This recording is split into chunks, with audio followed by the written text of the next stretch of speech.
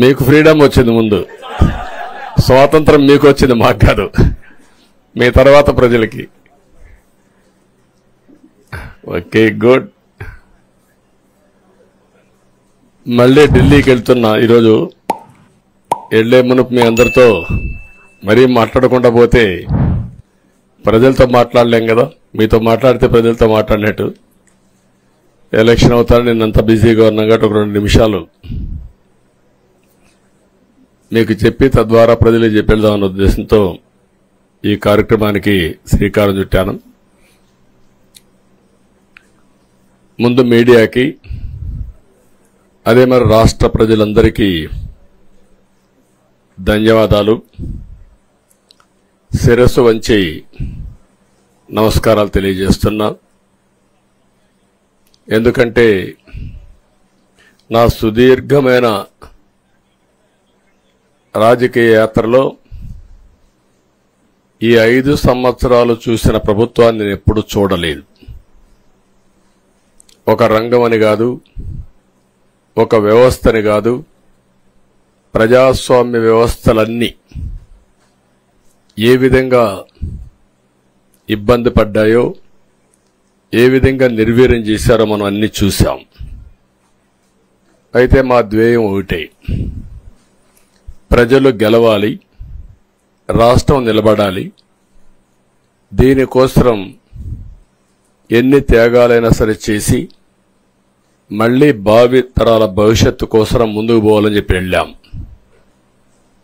నేను చాలా ఎన్నికలు చూశాం. 10వ ఎన్నిక నిన్న.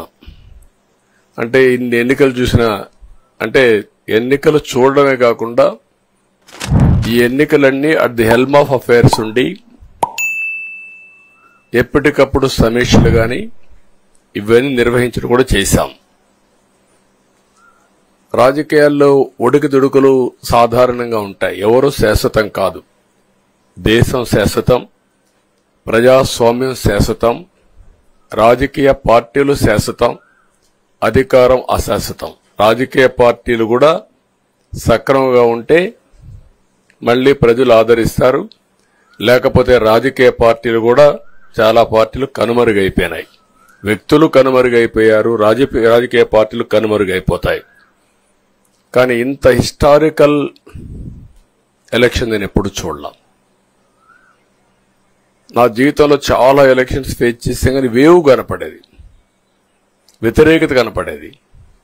కానీ ఈ ఎలక్షన్లో ఎక్కడో అమెరికాలో ఉండే వ్యక్తి ఒక 5 లక్షలు 10 లక్షలు ఖర్చు పెట్టుకొని నేను రావాలి, ఓటేయాలి, రాష్ట్రం నిలబడాలి, ప్రజలు గెలవాలి అనే ఆవేదనతో వచ్చారు. ఎక్కడో పక్క రాష్ట్రాల్లో ఎక్కడో కడుపు నిండడం కోసం కూలి పనులకైనటువంటి వ్యక్తులు, పాచి పనులు చేసుకునే వ్యక్తులు సొంత డబ్బులు పెట్టుకొని నేరుగా ఇక్కడ రైల్వే స్టేషన్లో చూస్తే, బస్టాండ్లో చూస్తే భోజనం కూడా ప్యాక్ చేసుకొని తీసుకొచ్చి ఇక్కడ భోంచేసి ఓటేసే పరిస్థితికి వచ్చారు. ఈ కమిట్మెంట్ ని ఏ విధంగా వర్ణించాలో నాకైతే అర్థం కాదు. ఏ విధంగా వాళ్ళని అభినందించాలో కూడా అర్థం కాని పరిస్థితి. అనేక ఎన్నికల్లో అనేక అనుభూతులు చూశాం. కానీ మేము అన్ని ఎన్నికల కంటే ఇది ఒక తెలుగుదేశం పార్టీ చరిత్రలో, ఆంధ్రప్రదేశ్ రాష్ట్ర ప్రజల చరిత్రలో సువర్ణాక్షరాలతో లిఖించదగ్గ ఎన్నిక. ఇది ఒక హిస్టారికల్ ఎన్నిక. ఆగస్టు క్రైసిస్ తర్వాత, ఎన్టీ రామారావు గారు పార్టీ పెట్టిన తర్వాత 83లో మేము గెలిచాం. అప్పుడు 200 సీట్లు వచ్చాయి. కొత్తగా పార్టీ పెడతానే ఎన్నికలకు వెళ్లి 9 నెలలు అధికారంలోకి వస్తే 200 సీట్లు వచ్చాయి.